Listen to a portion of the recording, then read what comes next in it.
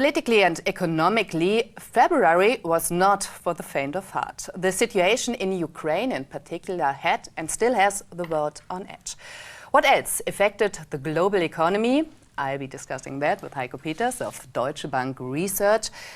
Mr. Peters, every month you and your team assess the state of the global economy exclusively for Made in Germany.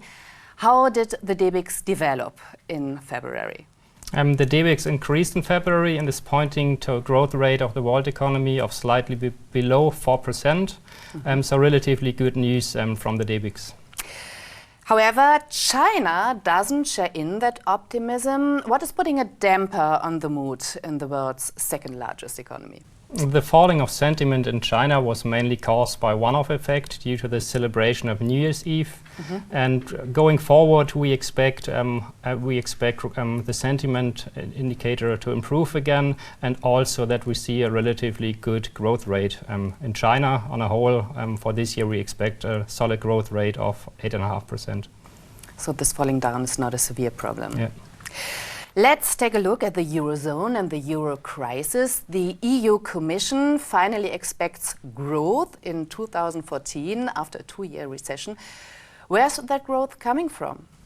We see an improvement of this situation in the peripheral countries. Growth is coming back in the peripheral countries, but also the core countries are still continued recovery path.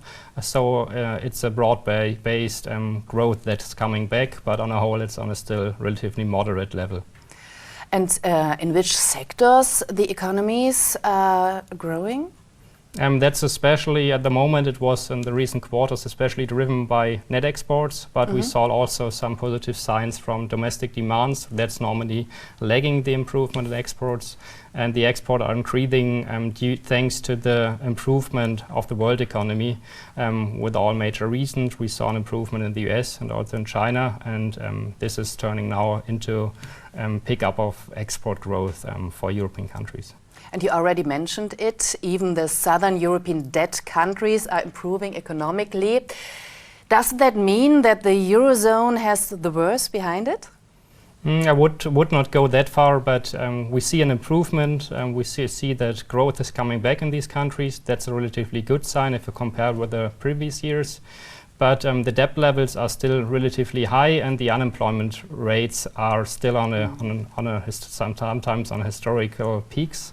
And the growth rate that we are expecting are not high enough to really push down the unemployment rates. And so in the coming years, all the social problems are still there, and this will be still challenging years, especially for the peripheral countries.